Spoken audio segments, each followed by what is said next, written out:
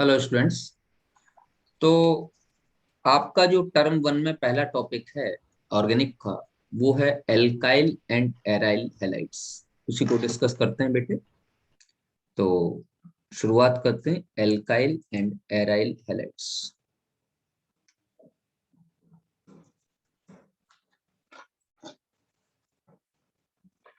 देखो बेटा, जो एल्काइल ग्रुप है,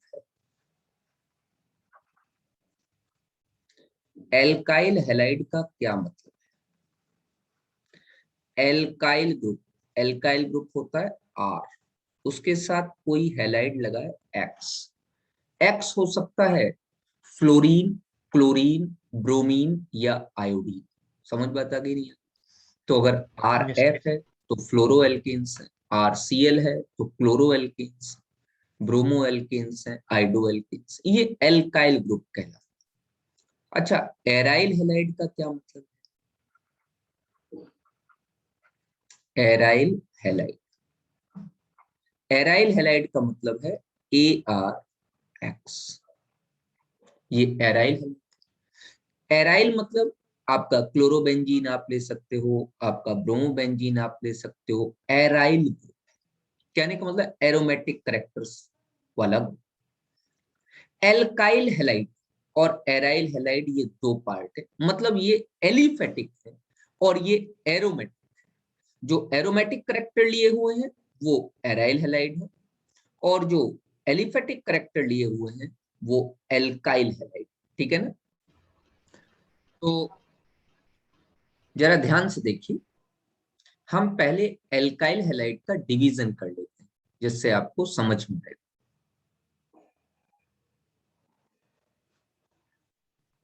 सबसे पहले दो पार्ट्स में डिवाइड करो।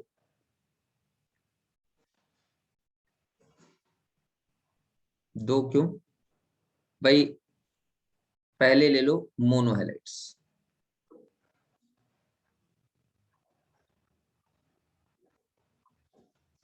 दूसरा ले लो डाइहैलाइड्स, और तीसरा पॉलीहैलाइड्स।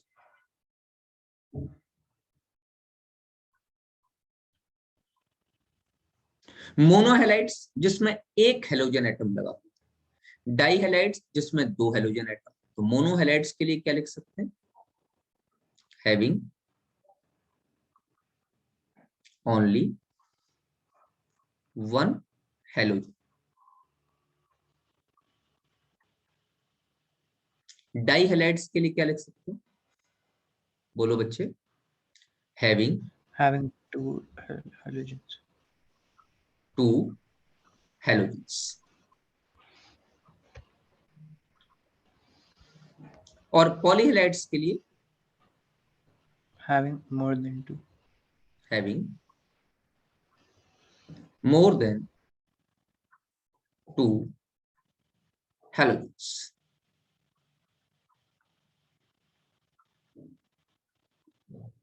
इसी तरीके से एराइल हैलाइड में मैं आपको एग्जांपल बता रहा था। एराइल ग्रुप लगा है,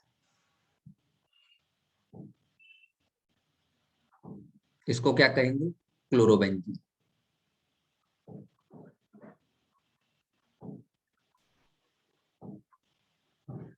इसको क्या कहेंगे? ब्रोमोबेंजीन।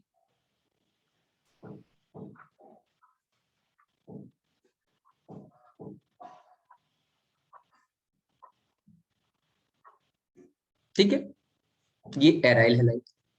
तो ये जो दो मैंने क्लासिफिकेशन आपके सामने रखे थे बेटे, एल्काइल हैलाइड और एराइल हैलाइड, इन दोनों के बारे में थोड़ी सी बात नहीं है हमने। अब सबसे पहली बात, हम मोनोहैलाइड को डिस्क्राइब करते हैं। तो चलिए हम लोग we are describing the term monohalides. ये तो पढ़ चुके हैं, मोनोहैलाइड का मतलब है having only one halogen atom. जिसमें सिर्फ एक हेलोजन एटम लगा हो उसको हम मोनोहैलाइड कहें। तो चलिए आगे की थोड़ी सी बातें करते हैं। मोनोहैलाइड्स,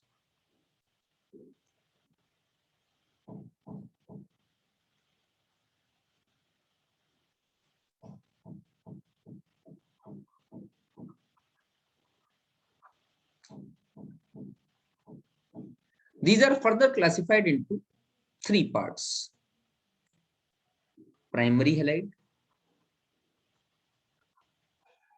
Primary halide मतलब हेलोजन एटम या halogen group is attached to primary carbon. जैसे मैं कहूं CH3 CH2 Br, it is primary halide. मैं कहूं CH3 C CH3 CH2 Br, it is primary halide. जब प्राइमरी से लगा हुआ हो, प्राइमरी कार्बन से लगा हुआ, तो उसको हम लोग प्राइमरी हैलाइड कहेंगे। अच्छा, क्या नाम हो जाएगा इसका? नाम ब्रोमोइथेन।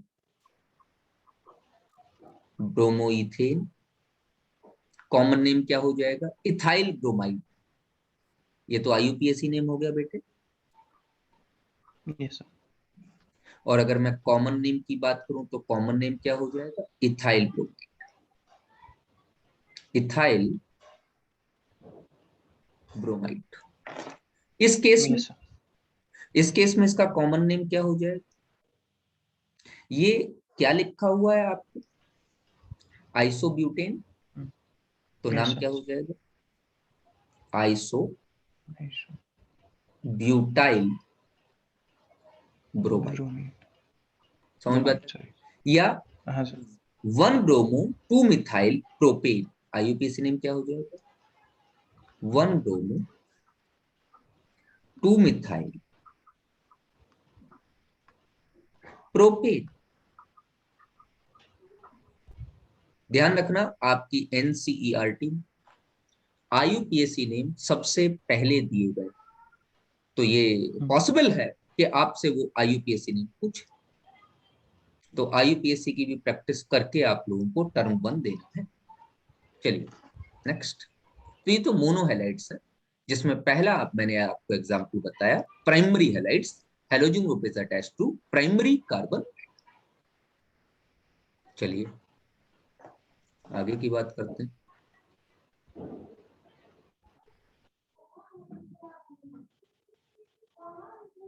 Number 2, secondary halides. क्या मतलब हुआ सेकेंडरी हैलाइड का? अपने आप बताइए। हैलोजन ग्रुप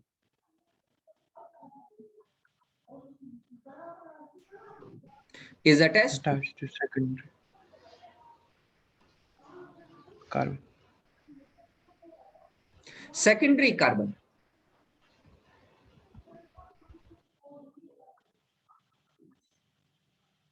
जरा ध्यान दीजिए।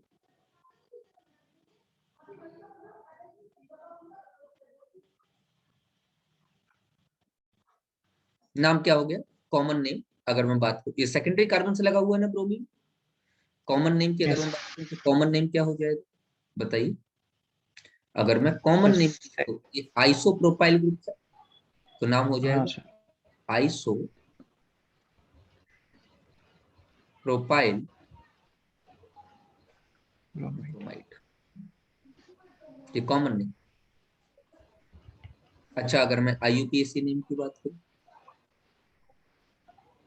क्या नाम हो जाएगा?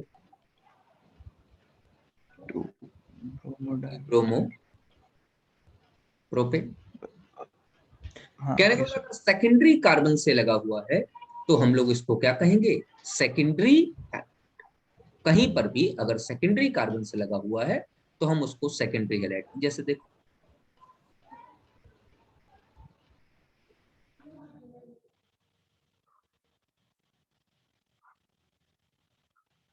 Cl सेकेंडरी कार्बन से लगा, नाम क्या है? Cyclo propyl, sorry pentyl chloride. Cyclo pentyl chloride.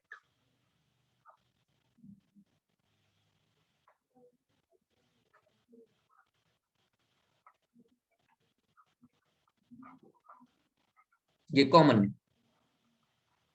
अच्छा, मैं आईयूपीएसी की बात करूं तो क्या लिखूंगा इसको? Chloro cyclo pentane. अच्छा, इसमें मैं सेकेंडरी हैलाइड में एक बड़ा प्यारा एग्जांपल आपको दे देता हूं, आगे जाके उसके बारे में हम लोग बात भी करेंगे।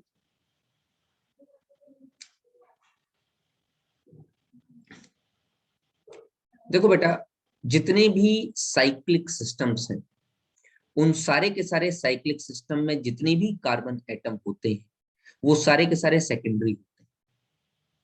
ध्यान से देखिए, ये कार्बन एटम कितने कार्बन से लगा हुआ है? 2 कार्बन से लगा। ये कार्बन एटम कितने कार्बन से लगा है? 2 कार्बन से लगा। ये कार्बन एटम कितने कार्बन से लगा है? 2 कार्बन से लगा। तो सारे के सारे क्या होते हैं बेटा? सेकेंडरी। सेकेंडरी। अगर अगर इसके बाहर, जैसे देखो, अगर इसके बाहर कोई आप लगा दो, जैसे मैं यहाँ Cl लगा दूं, तो ये क्या हो जाएगा? ये प्राइमरी हो जाएगा। इस बात को ध्यान रखिए, क्योंकि ये कार्बन, जिस यस। कार्बन से हेलोजन लगा है, वो क्या है? Primary carbon. तो अगर यस सर। साइक्लिक सिस्टम पर कोई ग्रुप लगा हुआ है, साइक्लिक सिस्टम पर हेलोजन लगा है, तो वो ऑलवेज सेकेंडरी ही होगा। ठीक है, चलिए। तो ये बात हम लोगों ने किसकी कर ली बेटे? सेकेंडरी हैलाइड की बात। हाँ अब सर। किसकी बात कर रहे हैं हम लोग? Tertiary halides. जरा देखिए,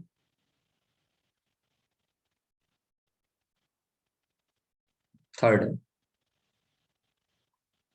टर्शरी हैलाइड्स।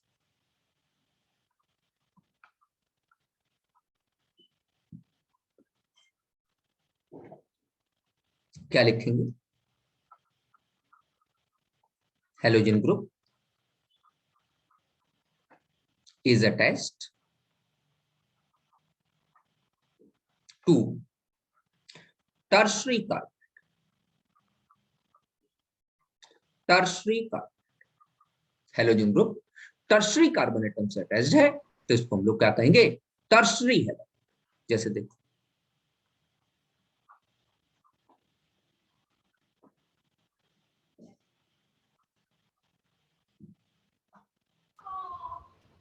क्या नाम हो गया इसका? बताइए। ये group tertiary butyl, alkyl group में पढ़ा है यस सर। ये ग्रुप टर्शरी ब्यूटाइल, हाँ। तो इसका कॉमन नेम क्या हो जाएगा? Tertiary butyl bromide. इसका कॉमन नेम क्या हो जाएगा? इसका कॉमन नेम हो जाएगा टर्शरी ब्यूटाइल ब्रोमाइड। अच्छा, इसका आईयूपीएसी नेम क्या है? 1 2 3। 2 पर मिथाइल लगा है, 2 पे ब्रोमो लगा है, क्या नाम हो जाएगा? 2 ब्रोमो, 2 मिथाइल प्रोपेन। समझ में आता है? जरा यस सर। ध्यान से देखिए,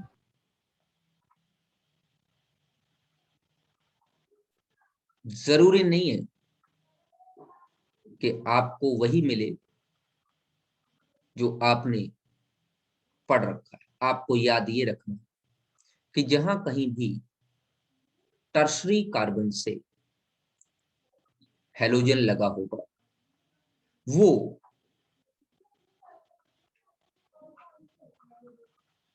टर्शरी हैलाइड कहलाता है। जैसे इसको देखिए, टर्शरी कार्बन है, जिस कार्बन से हेलोजन लगा हुआ, that is a tertiary carbon. Yes sir. It is also a tertiary halide. समझ में आता रही? हाँ, इसका यस। आईयूपीएसी नेम अगर करना पड़े तो, जैसे इसका आईयूपीएसी नेम आपको करना पड़े तो क्या कहेंगे? जल्दी बताइए। 1, इस पर मैं थोड़ा पेन चेंज करके आपको नंबरिंग करवा देता हूँ, याद हो जाएगा। वैसे ये सब काफी आसान है, 11th क्लास में आप लोगों ने बेटा पढ़ा होगा। 1 2 3 4। और हेलोजेंस तो प्रीफिक्स में लिखे जाते हैं, कभी भी सफिक्स में लिखे नहीं जाते। क्या नाम हो जाएगा बताइए? 2 पे क्लोरो है और 2 और 3 पे 2 मिथाइल, तो अल्फाबेटिकल ऑर्डर 2 क्लोरो, आगे 2,3 डाई मिथाइल ब्यूटेन। बोलो भैया, यस सर। समझ में आ रही है? हाँ सर। ये सब अधिकतर मैंने जो भी आपको बताए अभी तक, मैंने सैचुरेटेड की बात की। क्या अनसैचुरेटेड में भी हो सकता है प्राइमरी सेकेंडरी टर्शियरी? बिल्कुल हो सकता है। तो थोड़ी सी बात मिसलेनियस कर ले। और ये आप मुझे अपने आप बताएं। जैसे मैं इसकी बात कर लेता हूँ, CH2 double bond CH, single bond CH2, single bond CH। अगर मैं इसका कॉमन नेम की बात करूं बेटे, तो ये एलाइल क्लोराइड। अच्छा, अगर मैं ये बात करूं कि ये प्राइमरी है, सेकेंडरी है या टर्शरी है, तो आपका आंसर क्या होगा? हेलोजन किस कार्बन से लगा है? हेलोजन जिस कार्बन से लगा प्राइम। है प्राइमरी कार्बन है। तो क्या मैं इसे प्राइमरी हेलाइड कहूं? कोई प्रॉब्लम है आपको? नहीं सर। ठीक है, मैं सिर्फ प्राइमरी सेकेंडरी टर्शरी निकालना आपको सिखा रहा हूं, जिससे कि आपको परेशानी ना हो।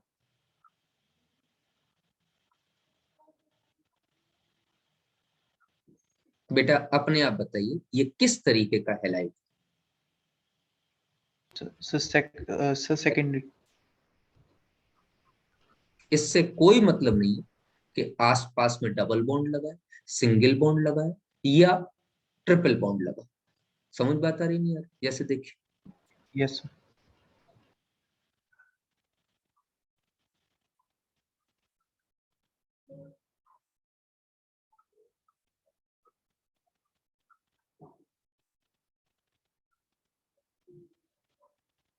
किस तरीके का हेलाइड है?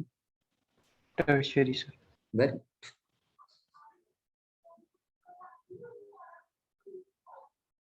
मेरी बात समझ में आ गई नहीं आ गई? तो मैं ये बताना चाहता हूं, प्राइमरी सेकेंडरी टर्सरी का सैचुरेशन अनसैचुरेशन से कोई भी लेना देना नहीं होता। जो कार्बन एक कार्बन से लगा है वो प्राइमरी कार्बन, अगर उससे हेलोजन लगा है तो प्राइमरी हेलाइड। जो कार्बन दो कार्बन से लगा है वो सेकेंडरी कार्बन, उससे हेलोजन लगा है तो सेकेंडरी हेलाइड। जो कार्बन तीन कार्बन से लगा है वो टर्शरी कार्बन, उससे हेलोजन लगा है तो उसको टर्शरी हेलाइड कहा जाएगा। ये जनरल क्लासिफिकेशन मैंने आपको रिवाइज करवा दिया मोनोहेलाइड्स के बाद। ये हम लोग टर्म वन के लिए जल्दी जल्दी हेलाइड्स रिवाइज कर लेते हैं। देखो, अब हम किसकी बात करने जा रहे हैं? Die halides. मोनोहेलाइड हमने बात कर ली, अब हम डाई हेलाइड्स की बात। डाई हेलाइड का मतलब है बेटे कि दो हेलोजन एटम्स लगे हुए, और अगर दो हेलोजन एटम्स लगे हों तो दो तरीके के डाई हेलाइड्स हमारे पास हो जाए। नंबर पहला, विसनल डाई हेलाइड। और अगर विसनल डाई हेलाइड की बात करूं तो अगल बगल के कार्बन एटम पर दो हेलोजन एटम लगे होंगे, उसे विसनल डाई हेलाइड। और दूसरा हमारे पास हो जाएगा जेमिनल डाई हेलाइड। और जेमिनल डाई हेलाइड में हम लोग एक ही कार्बन पर दो हेलोजन एटम को देखेंगे। तो जब एक ही कार्बन पर दो हेलोजन एटम लगे हों तो उसे जेमिनल डाइहैलाइड कहेंगे, और जब अगल बगल के कार्बन पर दो हेलोजन एटम लगे हों तो उसे विसनल डाइहैलाइड। बेटे इस विसनल डाइहैलाइड को छोटे में विस डाइहैलाइड भी कहते हैं, और जेमिनल डाइहैलाइड को छोटे में जेम डाइहैलाइड भी। समझ में आता कि नहीं? तो यस सर। डाइहैलाइड्स में आपके पास दो पार्ट, एक विसनल और एक जेमिनल, एक विस डाइहैलाइड और एक जेम डाइहैलाइड। क्लियर? चलिए नेक्स्ट बात कर लेते हैं। अब हम बात करने जा रहे हैं ट्राइहैलाइड्स।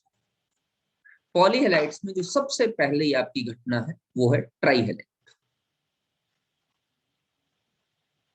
We are describing polyhalides. And in the case of polyhalides, the first part is trihalides. What is trihalide? When there are 3 halogen atoms attached, when 3 X groups are attached.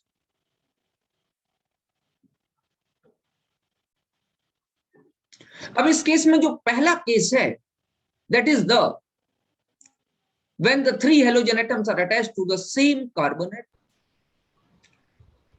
So if 3 halogen atoms are attached to same carbon atom,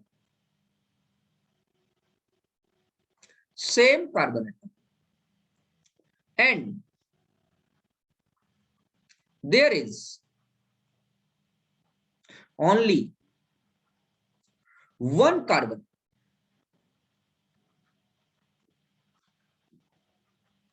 in the molecule.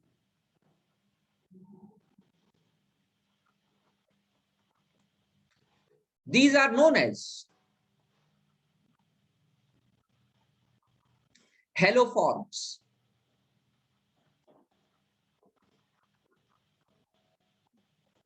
आपको समझ में आ रहा है? एक ही carbon atom और उससे तीनों halogen atom. Yes, sir. Good.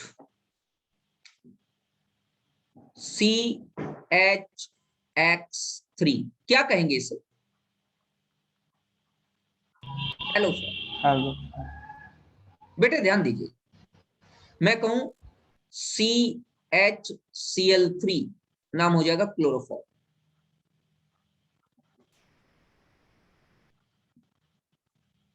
मैं कहूं CHBr3 नाम हो जाएगा ब्रोमोफॉर्म. मैं कहूं CHI3 नाम हो जाएगा आइडोफॉर्म. ध्यान रखना, ये जो आइडोफॉर्म होता है, it is a yellow PPT. Yellow PPT आपको कई जगह क्वेश्चंस में ऐसा मिलेगा कि we got yellow PPT at the end. इसका मतलब है यू गॉट आइडोफॉर्म. समझ बात आ रही है? तो अगर ट्राइहेलाइड्स की मैं बात करूं तो पहला तरीका जो है, जो पहला इंपॉर्टेंट आपके कोर्स में है, that is the haloforms. Chloroform is a anesthetic drug. It is a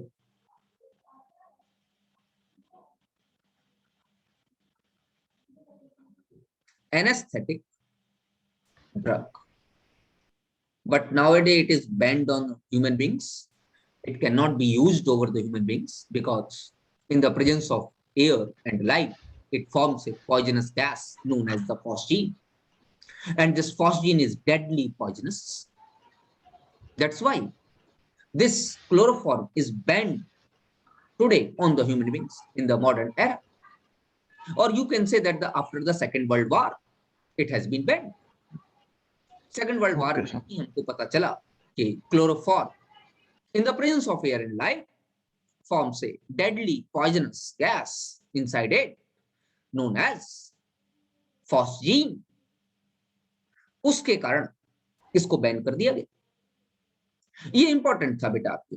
बाद बाकी तो ट्राइहेलाइड में 3 हेलोजन एटम कहीं पर भी लगे हों तो उसको आप ट्राइहेलाइड कह सकते हैं. But this was the highly important part in your course. Polyhalides CCl4 use कर लीजिए. पॉलीहेलाइड्स में एग्जांपल और ले सकते हैं आप, यही लिख देता हूं.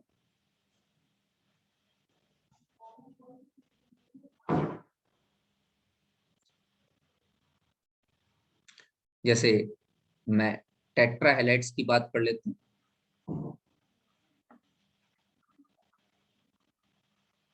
टेट्रा हैलाइड, पेंटा हैलाइड, कोई बात। पॉलीहैलाइड्स मतलब more than 2 halogen atoms are attached, तो उसको हम लोग क्या कहेंगे? पॉलीहैलाइड्स। तो अगर मैं टेट्रा हैलाइड की बात कर रहा हूं तो उसमें मैं CCl4 यूज कर सकता हूं। क्या नाम है बेटे इसका? Carbon tetrachloride. Carbon tetra Yes, sir. Chloride. बेटे ध्यान रखना, अगर IUPAC नाम पूछे तो उसका नाम हो जाएगा tetrachloromethane. Tetra chloro methane, and it is used as a fire extinguisher. It is a very good fire extinguisher under the name pyrene.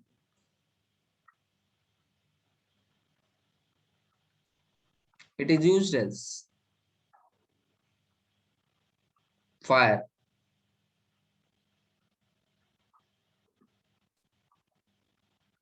extinguisher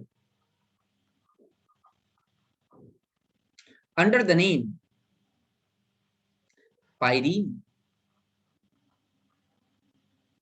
pyrene कहा जाता है इसे, और इसका यूज फायर एक्सटिंग्विशर्स में किया जाता है। ये जनरल मैंने क्लासिफिकेशन आपको, जो कि हैलाइड्स क्लासिफिकेशन है, और हम लोग ने मोनोहैलाइड, डाइहैलाइड, पॉलीहैलाइड्स क्लासिफाई कर। नाउ अब हमारे पास जो आता है, और कुछ IUPAC नेम्स के बारे में हम लोगों ने बात की। Next is the preparation methods. एक एक करके देखते जाइए, मैं समझाते चला जाता हूँ।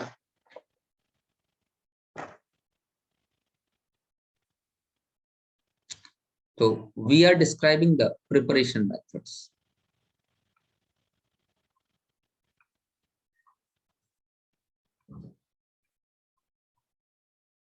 कैसे प्रिपेयर कर सकते हैं हैलाइड्स के लिए?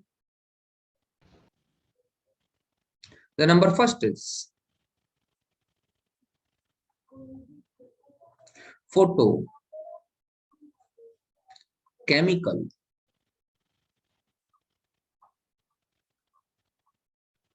Chlorination of methane. मीथेन का फोटोकेमिकल क्लोरिनेशन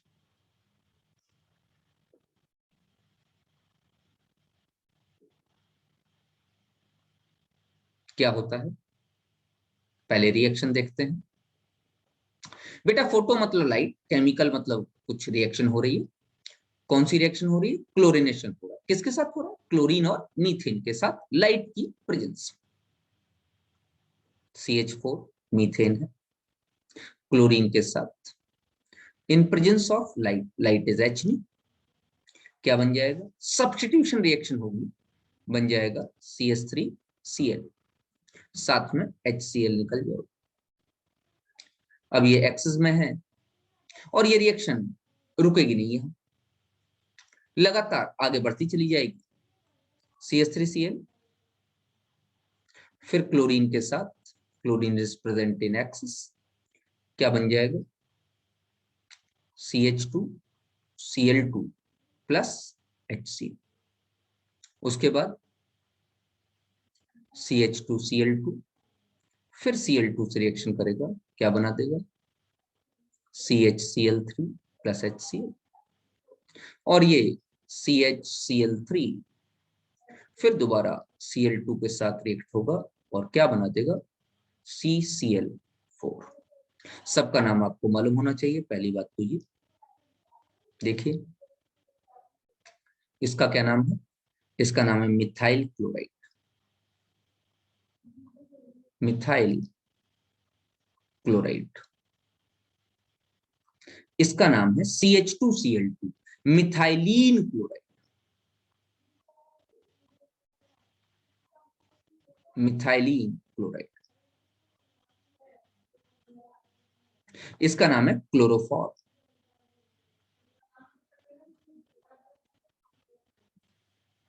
और इसका नाम है कार्बन टेट्रा।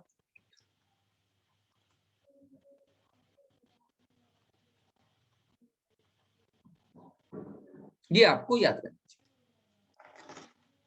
चलिए इस रिएक्शन के बारे में कुछ बढ़िया बढ़िया बातें पढ़ लेते हैं। पहली बात,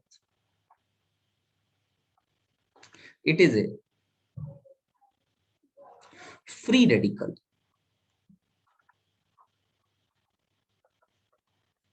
substitution reaction.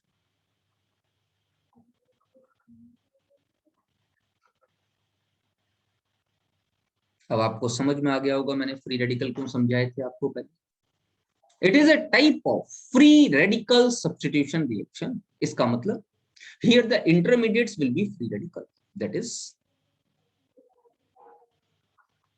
here the intermediates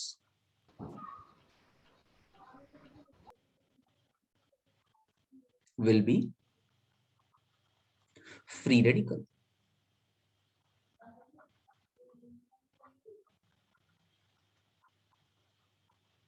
यहां पर इंटरमीडिएट्स की तरीके से फ्री रेडिकल फॉर्म हो।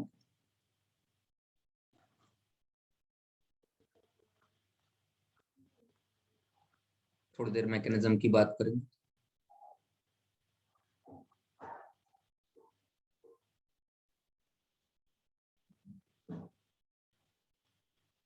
Mechanism,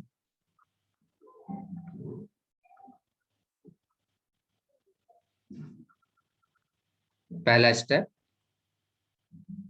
initiation.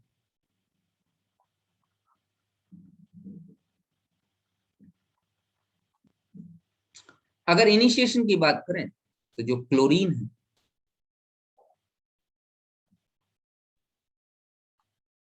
वो in presence of H homolytic bond cleavage means homolysis करेगा और 2 Cl फ्री रेडिकल बना। Number second is propagation।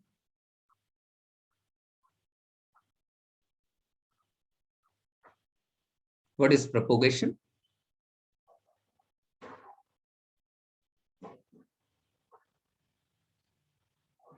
ये जो मीथेन है इस पर क्लोरीन फ्री रेडिकल अटैक करेगा, यहां से होमोलिसिस होगा, H फ्री रेडिकल और CH3 फ्री रेडिकल बनेंगे।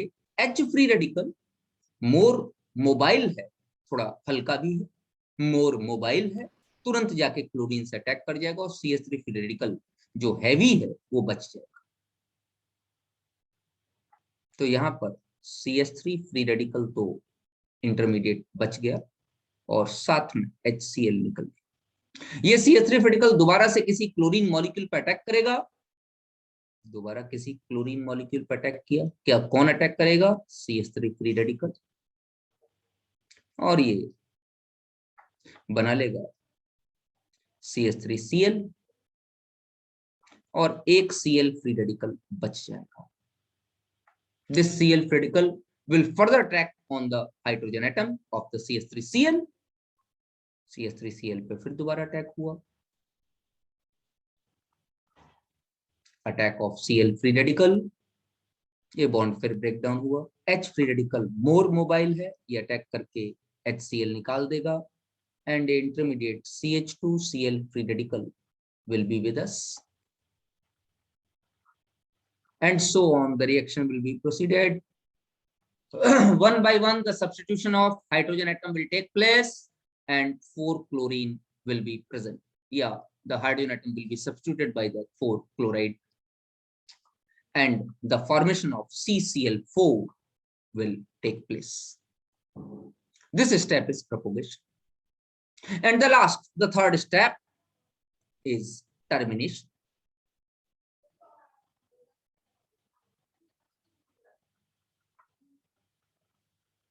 This is the last step of the free radical substitution reaction, and in the case of termination, all the free radicals which are present, which are left after the propagation step will react and form various products। For example, the CH3 free radical if reacted with Cl free radical, it will form CH3Cl. The Cl free radical, if present with H free radical, it will form HCl, and so many products. It means in the case of termination, all the possibilities are possible. क्या मतलब हुआ? जितने भी free radical आपस में घूम रहे हैं, all the free radical will collide with each other and the collision of the free radical will form compound. क्या जरूरी है? Yes, it is necessary. Why? Because the free radicals are highly unstable and highly reactive. In the case of the free radicals, there is only collision and formation of product. It means there is no orientation barrier. Remember the part chemical kinetics, collision theory. In the case of the collision theory, if the molecules are colliding and are forming the product, they must have to cross two barriers. One is the energy barrier and the other is the orientation barrier. Free radicals के लिए ऐसा नहीं. Free radicals highly reactive है और उनमें orientation barrier नाम की चीज है. Arrhenius ने chemical kinetics में कहा कि if the molecules are passing with both the barriers, energy barrier as well as orientation barrier, then only the formation of product takes place. लेकिन ध्यान रखिएगा, फ्री रेडिकल्स में एनर्जी बैरियर तो थोड़ा बहुत माना जा सकता है, ओरिएंटेशन बैरियर नाम की कोई चीज नहीं. वो कैसे भी कोलाइड करें, वो प्रोडक्ट बनाएंगे ही. तो in the case of termination step, all the free radicals will collide in each other and form various products. तो यहाँ पर जितनी भी पॉसिबिलिटीज हो सकती हैं, सारी पॉसिबल, यही बात मैंने आपसे कही, all the possibilities are possible. कुछ भी बन सकता है. तो इसका तो सीधा सीधा मतलब हो गया कि अगर इस रिएक्शन से हम कोई भी कंपाउंड बनाना चाहते हैं तो यील्ड बहुत पुअर होगी. क्यों? Various other products will be form. बिल्कुल सही बात है, यील्ड पुअर होगी, various other products will also be form. ये सारी बातें तो मैंने मैकेनिज्म के बारे में बता दी. यहाँ पर एक काफी इंपॉर्टेंट बात आपको बतानी. बेटे ध्यान दीजिएगा, आपसे एमसीक्यू पूछे जा रहे हैं. पहली बार सीबीएसई बोर्ड टर्म 1 में एमसीक्यू की बात कर रहा है. एमसीक्यू का मतलब है कि वो आपसे टू द पॉइंट क्वेश्चन करेगा. अब ये पॉसिबिलिटीज खत्म हो गई कि आप कुछ भी लिखाएं तो एक आध दो नंबर तो मिल ही जाएगा. ये पॉसिबिलिटीज खत्म. तो ध्यान से समझिए, जो भी क्वेश्चन आपसे, क्वेश्चन कैसा आएगा, इनमें से कोई एक स्टेप उठा के आपको दे देगा और कह देगा विच स्टेप इज इनिशिएशन, या विच स्टेप इज प्रोपोगेशन, या विच स्टेप इज टर्मिनेशन. क्या सारे स्टेप याद करोगे तब बताओगे? हाँ, मैकेनिज्म थोड़ी बहुत याद तो होनी चाहिए, इसमें तो कोई दिक्कत नहीं. मैकेनिज्म याद नहीं होगी तो फिर क्वेश्चन का आंसर कैसे मिलेगा? लेकिन अगर इतनी सारी चीजें याद करने लगे तो परेशान हो. तो कुछ तो ट्रिक होगी, किसी भी स्टेप को देख के पहचानने की ट्रिक है. ध्यान से देखिए, मैं आपको ट्रिक बता रहा हूं. इनिशिएशन स्टेप में free radicals will be present only on product side. ध्यान से देखिए, अगर स्टेप इनिशिएशन का है तो आपको फ्री रेडिकल सिर्फ प्रोडक्ट की तरफ मिलेंगे. दिखाई दे रहा है? बोलिए. ठीक. प्रोपोगेशन स्टेप में free radicals will be present on both sides, reactant side और product side. Yes, sir. And in the case of termination, free radicals will be present only on the reactant side. Termination की step में सिर्फ reactant side free radical मिलेंगे, product की तरफ कोई भी free radical नहीं मिलेगा. तो जो इन रिएक्शन को करने के बाद जो मेन बात हमारे पास आ गई, जो समझने वाली है, note.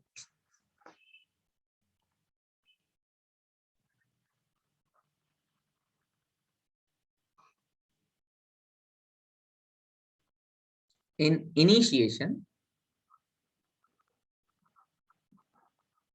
step, free radicals will be present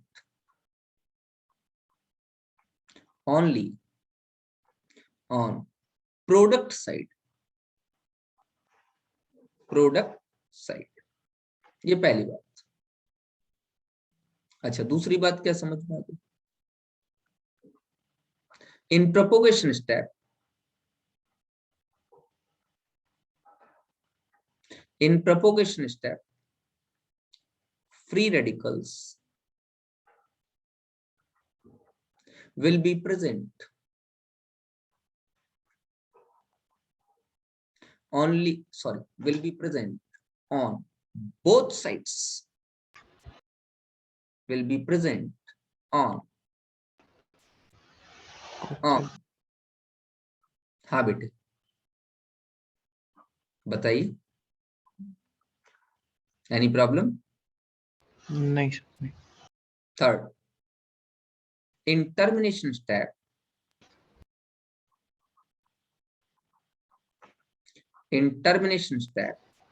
Reactant side. free radicals will only be present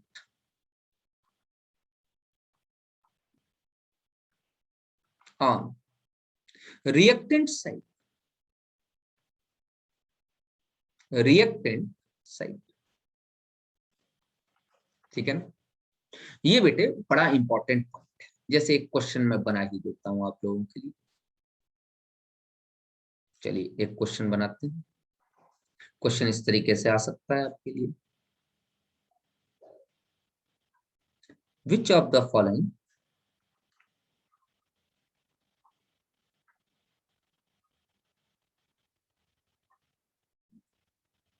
is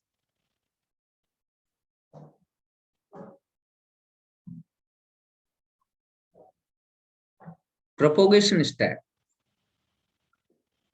in free radical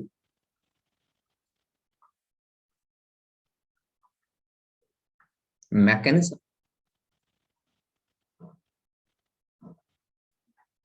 number पहला, CH3 free radical plus Cl free radical gives CH3Cl. Number दूसरा, H CH2 Cl plus Cl free radical gives CH2 Cl free radical plus HCl. Number तीसरा, Cl free radical plus Cl free radical gives Cl2. एक minute,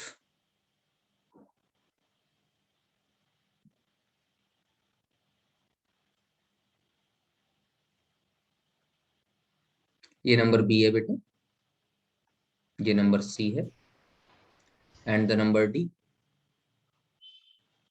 all of these. क्या option आपको propagation step के लिए क्या देखा? Very good, option B. Reactant और product दोनों की तरफ फ्री रेडिकल होंगे, तो हम लोग क्या काम करेंगे? जल्दी बताइए, तो हम लोग क्या काम करेंगे? तो उसको प्रोपोगेशन स्टेप कहेंगे, ठीक है। चलिए, अब जो मैं आपको बताने जा रहा हूं, इसी में जो अगला पार्ट है वो पार्ट है मोनो हेलोजिनेशन, जिससे आपको क्वेश्चंस मिले।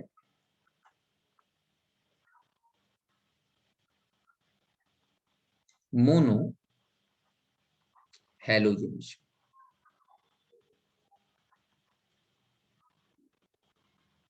सब्स्टिट्यूशन रिएक्शन है, लेकिन सिर्फ एक हेलोजन एक हाइड्रोजन को सब्स्टिट्यूट करेगा।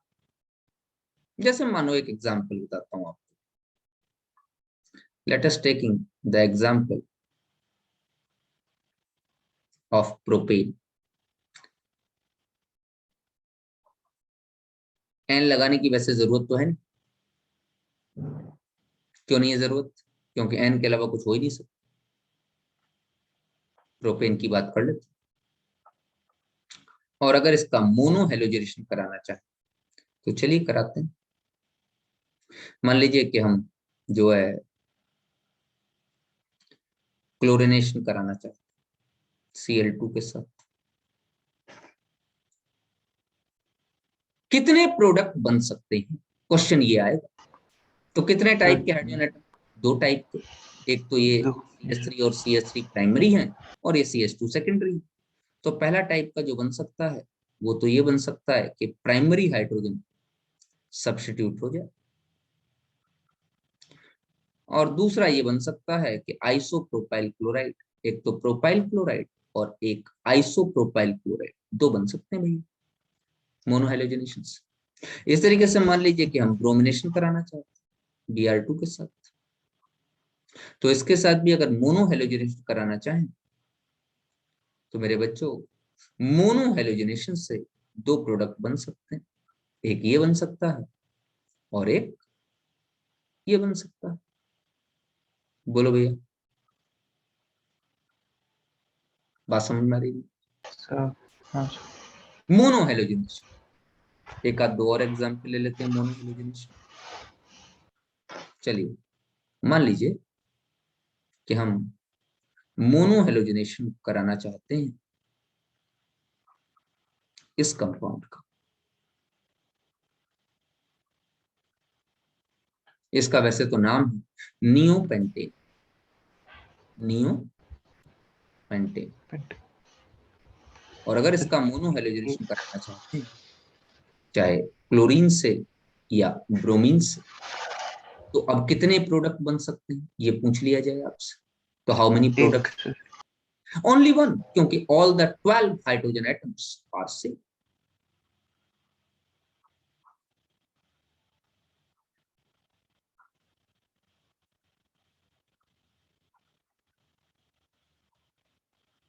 इसी पर एक बहुत प्यारा क्वेश्चन आपको बताता हूँ। ये क्वेश्चन एग्जाम में आ चुका है, कॉम्पिटिटिव एग्जाम वालों ने भी पूछा है इस क्वेश्चन को, जेई नीट भी पूछते हैं इस तरीके के क्वेश्चंस। क्वेश्चन ये है, ए compound having molecular formula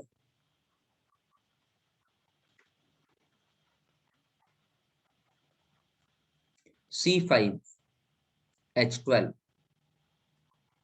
forms only one mono, ऐसे लिख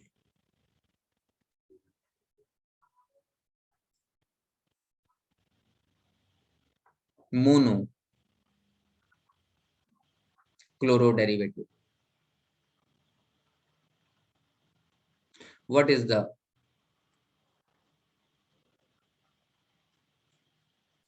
name या structure of the compound?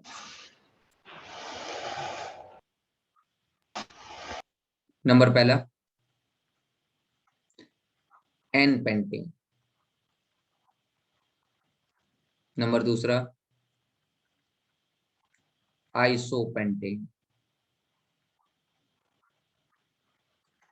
Number तीसरा neopentane, neopentane sir. Neopentane. Number चौथा साइक्लोपेंटेन।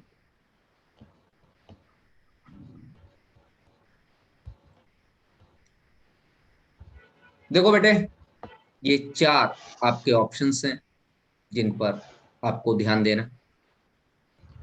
दोबारा लिख के दे रहा हूं,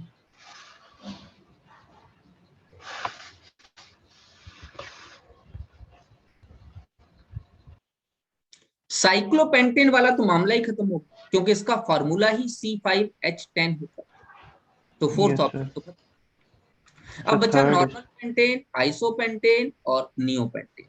अब नॉर्मल पेंटेन वैसे तो मैंने ऊपर करके दिखा दिया है, तो आपको दिखाई दे रहा होगा कि इसका जो सही आंसर है दैट इज द नियोपेंटेन। ठीक है, yes sir. ठीक है, आंसर तो आपने निकाल लिया क्योंकि ऊपर मैंने आपको करके दिखा दिया। लेकिन अगर मैं आपसे पूछूं कि बाद बाकी में क्या, बाद बाकी में कितने बनेंगे, कितने जो है प्रोडक्ट्स बन सकते, तो जरा साइक्लोपेंटेन को देखो।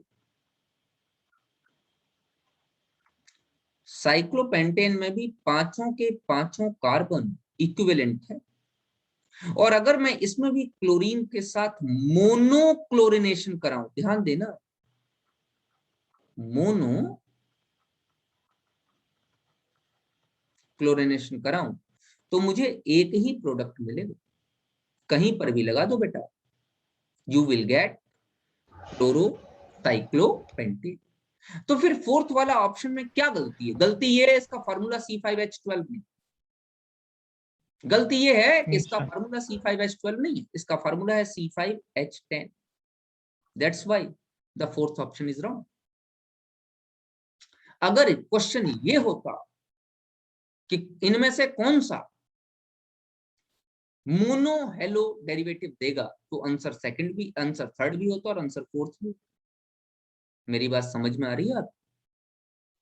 तो why the fourth option is not correct? क्योंकि इसका फॉर्मूला C5H12 नहीं, और C5H12 वाला फॉर्मूला सिर्फ नियोपेंटेन का है। That's why the option is correct. अच्छा, नॉर्मल पेंटेन और आइसोपेंटेन की क्या खबर है? चलो खबर लेते। What about normal pentane and isopentane? अगर हम नॉर्मल पेंटेन की बात करें तो कुछ इस तरीके की बात आती। ठीक है बेटे, बॉन्ड लाइन नोटेशन बना सकते हो, ऐसे बना सकते हो जैसे आपको समझ में आए। ये CH3 और ये CH3 दोनों एंड वाले जो बिल्कुल सेम, और अगर इससे क्लोरीन मॉलिक्यूल का रिएक्शन कराया जाएगा तो आपको पहला प्रोडक्ट तो ये मिल जाएगा।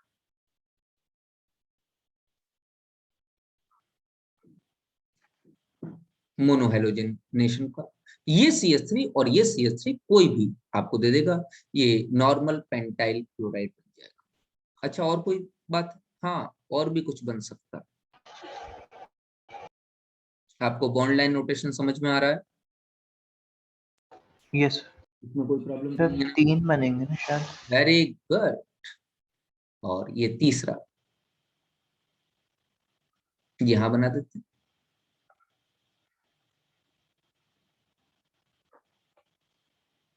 तो ये क्या है? N pentyl chloride, secondary pentyl chloride, तो ये 1 क्लोरो पेंटेन। सेकेंडरी में 2 बनेंगे, 2 क्लोरो पेंटेन, 2 क्लोरो पेंटेन और 3 क्लोरो पेंटेन।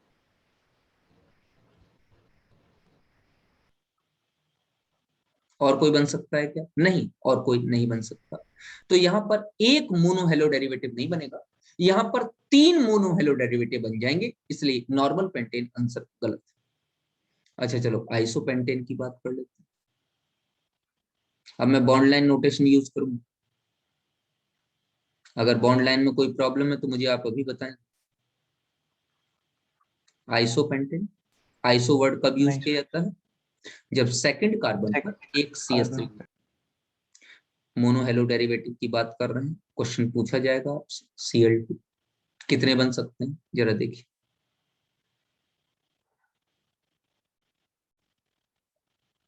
ये है मोनो हेलो डेरिवेटिव की बात की जा रही है, तो पहला तो यही बन सकता है कि यहीं से Cl लग जाए, प्लस दूसरा बेटा ये बन जाए, यहां से Cl लग जाए, तीसरा बेटा ये बन जाएगा,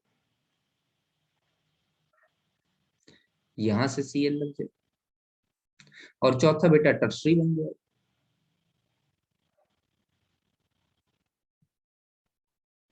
यहां से Cl,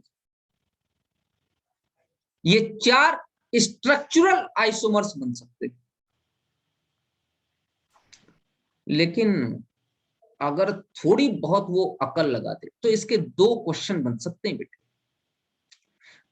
आइसोपेंटेन के लिए पहली बात तो वो ये कर सकता है कि हाउ मेनी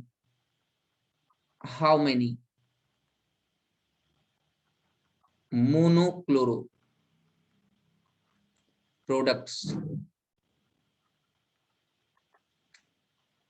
आर पॉसिबल। अगर ये क्वेश्चन है, चलो ये एक क्वेश्चन,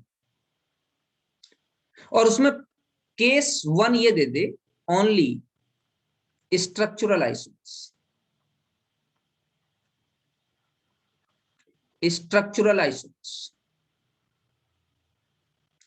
तो उस केस में तो आंसर 4। लेकिन अगर वो कह दे कि how many monochloro products are possible, सिर्फ इतना ही क्वेश्चन दे, और ये ना कहे कि ओनली स्ट्रक्चरल, तो आपको सारे आइसोमेरिक कंपाउंड निकालने, उस केस में आपका आंसर चेंज हो जाए। देखो मैं समझा बेटे, ध्यान देना, इसमें तो कोई किरल कार्बन नहीं, लेकिन इस केस में अगर आप देखो तो ये कार्बन किरल है, और इस केस में देखो तो यहां सब्स्टिट्यूशन होने के कारण ये नीचे वाला कार्बन किरल। और अगर किरल कार्बन क्या होता है, जिसके चारों तरफ 4 डिफरेंट ग्रुप्स लगे हुए होते हैं, and if the carbon is chiral it will form 2 products which are enantiomers of each other। कौन कौन से प्रोडक्ट बनाएंगे? एक स्मॉल डी और एक स्मॉल एल, इसके भी 2 प्रोडक्ट बनेंगे। बोलो भैया, एक स्मॉल डी Yes, और sir. एक स्मॉल एल, ये क्या होंगे? एनेंशियोमर्स। डीएल आपस में क्या होंगे? एनेंशियोमर्स। डीएल आपस में क्या होंगे? एनेंशियोमर्स।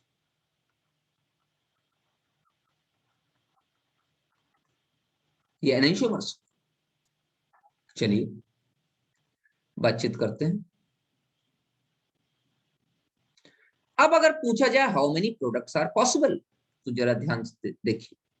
नंबर 1, डी वाला नंबर 2, और इसी का एल वाला नंबर 3, इसका डी वाला नंबर 4, इसका एल वाला नंबर 5, और इसका ये नंबर 6। उस केस में बेटे आपका आंसर 6 हो। How many monochloro products are possible, तो उसका आंसर 6 होगा। लेकिन अगर वो कहते हैं ओनली स्ट्रक्चरल आइसोमर्स, तो आंसर 4 लिखा, उसमें कोई दिक्कत। क्लियर? मेरी बात समझ में आ रही है? इसको मैं थोड़ा Yes, sir. और इसको थोड़ा और टिपिकल बना सकता हूँ। देखो थोड़ा सा टफ गेम, अगर वो, वैसे इसके चांसेस कम है, लेकिन फिर भी एक बार एक टफ गेम खेलते हैं भी। क्या अगर क्वेश्चन ये कर दो कि how many fractions are obtained after fractional distillation, तो बेटा इसका आंसर भी 4। मेरी बात समझिए, फ्रैक्शनल डिस्टिलेशन टेक्निक से एनेंशियोमर्स को सेपरेट नहीं कर सकते। तो अगर एनेंशियोमर सेपरेट नहीं होंगे तो दोनों के दोनों एक ही जगह आके इकट्ठा हो जाएंगे, तो टोटल 4 ही तो बनेंगे, उनको सेपरेट तो कर नहीं पाओ। तो अगर पूछ दे, जैसे कि आपसे पूछ दे how many monochloro products are obtained, आपका आंसर हो जाएगा 6। लेकिन आपसे पूछ दे आफ्टर फ्रैक्शनल डिस्टिलेशन, हम इनका फ्रैक्शनल डिस्टिलेशन करें, इनको सेपरेट करें, तो क्या 6 प्रोडक्ट अलग अलग मिल जाएंगे? नहीं मिलेंगे। क्यों नहीं मिलेंगे?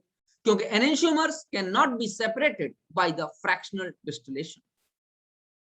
फ्रैक्शनल डिस्टिलेशन से सिर्फ डाइस्टेरोमर सेपरेट कर सकते हो, एनेंशियोमर नहीं। तो बाद बाकी जो चारों हैं ये तो आपस में एक दूसरे के डाइस्टेरोमर तो हैं। लेकिन ये जो सेकंड थर्ड और फोर्थ फिफ्थ मतलब जो 6 हैं, ये सब जो है अगर इनमें सेकंड थर्ड और फोर्थ फिफ्थ को छोड़ दिया जाए तो बाद बाकी सारे डायस्ट्रोमर्स एक दूसरे के, तो वो तो सेपरेट हो जाए। लेकिन सेकंड थर्ड एनेंशियोमर्स हैं, ये सेपरेट नहीं हो सकते। थर्ड फोर्थ एनेंशियोमर्स हैं, ये सेपरेट नहीं हो सकते, इनका सेपरेशन पॉसिबल नहीं।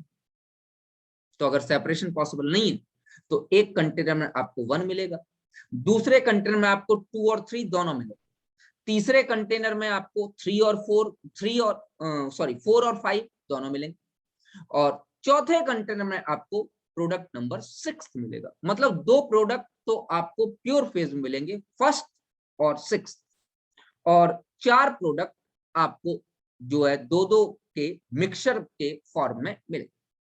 तो मिलेंगे तो टोटल 6 ही प्रोडक्ट, लेकिन कितने फ्रैक्शंस मिलेंगे? तो 4 कंटेनर में आपको मिल जाएगा, क्योंकि एनेंशियोमर्स को सेपरेट नहीं किया जा सकता। क्या मेरी बात समझ में आ रही है आपको? बोलो भैया। Yes sir. ठीक है, नीचे से लिख देता हूं note, enantiomers can not be separated, enantiomers को हम सेपरेट नहीं कर सकते। भाई इसको मैं आगे आपके में लिखे दे रहा हूं कि हम लोगों ने क्या किया।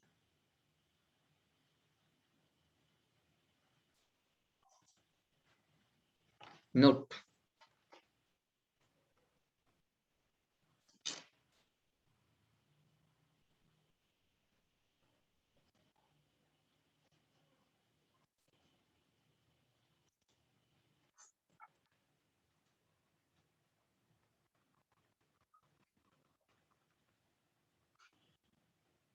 we got 4 fractions after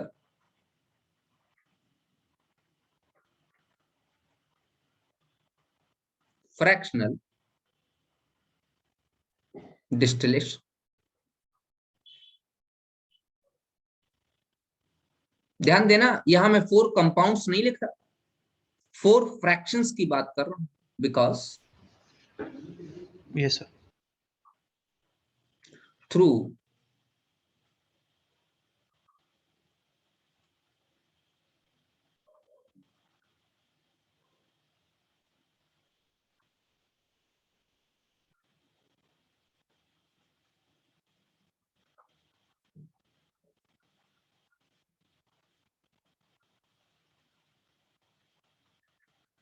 fractional distillation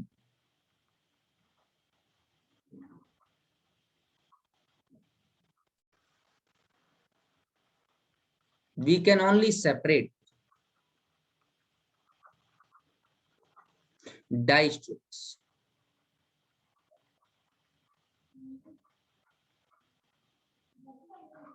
and can't separate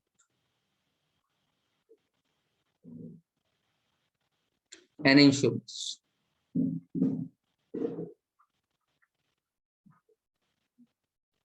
ठीक है बच्चे, ये तो नोट नंबर 1, यस सर। उसी के रिस्पेक्ट में हमने नोट कर लिया। दो एक बातें और यहां पे सीख लीजिए। रिएक्टिविटी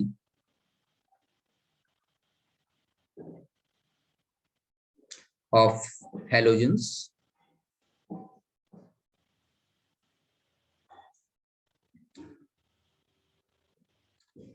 का ऑर्डर है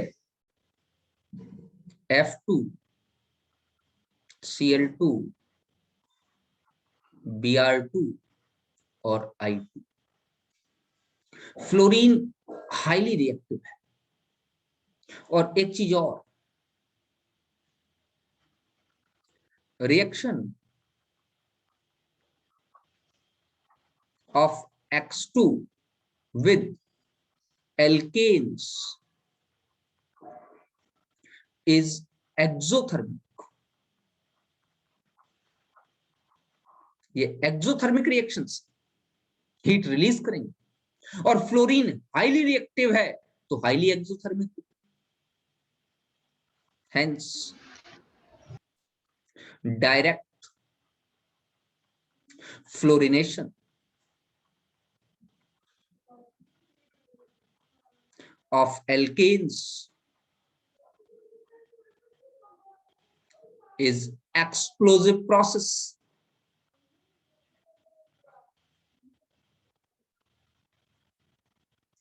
And we only get carbon black. तो क्या फ्लोरोएल्केन नहीं बनते? नहीं बनते। अगर आप CH4 का फ्लोरीन से रिएक्शन कराना चाहते हैं, 2F2 लेना पड़ेगा, C+4HF बन जाएगा and it is carbon black.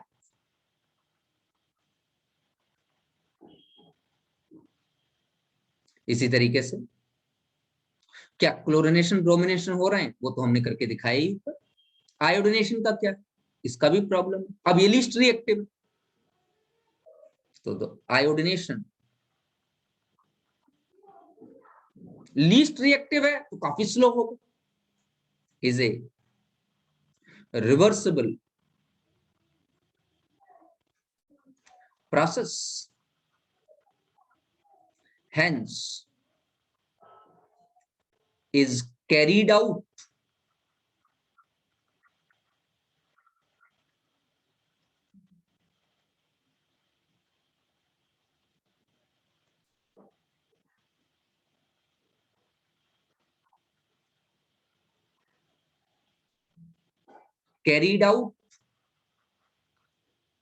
in presence of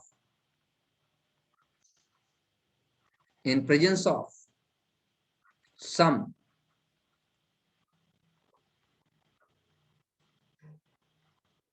oxidizing agents like HiO3 or HNO3। देखिए, अगर मैं CH4 की I2 के साथ रिएक्शन कराऊं तो एक रिवर्सिबल रिएक्शन होगी, बनेगा CH3I प्लस HI। अब HI जैसे जैसे बनता चला जाएगा रिएक्शन बैकवर्ड होती चली जाएगी, तो इसका मतलब CH3I का जो यील्ड है वो डिक्रीज होगा, इफेक्टिव होगा। क्या करें? HI को यहां से गायब करें, HiO3 प्लस HI 5 मोल ले लेते हैं, क्या बन जाएगा? 3H2O plus 3I2। I2 के फॉर्म में HI निकल जाएगा। जब I2 के फॉर्म में ये निकल जाएगा तो मैं ये कह सकता हूं कि रिएक्शन बहुत ज्यादा तेजी से वापस होना बंद हो जाएगी, क्योंकि जब ली चैटलर प्रिंसिपल के अकॉर्डिंग जैसे ही CH3I और HI का कंसंट्रेशन बढ़ेगा वैसे ही ये रिएक्शन बैकवर्ड होना शुरू होगा। अब CH3I और HI कंसंट्रेशन बढ़ रहा है, ये रिएक्शन बैकवर्ड हो रही है, तो आप क्या करो? आप किसी तरीके से इस HI को यहां से बाहर निकाल, जिससे कि ये कंसंट्रेशन न बढ़ने पाए and we get a better yield of alkyl iodides. थोड़ी बहुत ठीक ठाक यील्ड मिल जाएगी। फिर भी अगर आप बहुत अच्छी यील्ड लेना चाहते हैं तो आपको कोई दूसरा तरीका अप्लाई करना होगा। इसलिए हम लोग जो है 2 रिएक्शन पढ़ेंगे अपने नेक्स्ट क्लास में, फ्लिंकस्टीन रिएक्शन और स्वार्ट्ज रिएक्शन, जो कि अल्टरनेटिव मेथड है फ्लोरोएल्केन्स और आइडोएल्केन्स बनाने।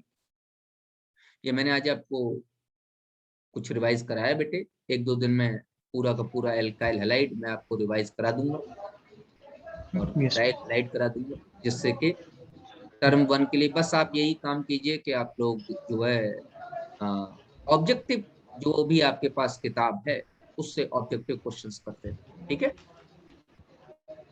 ठीक है।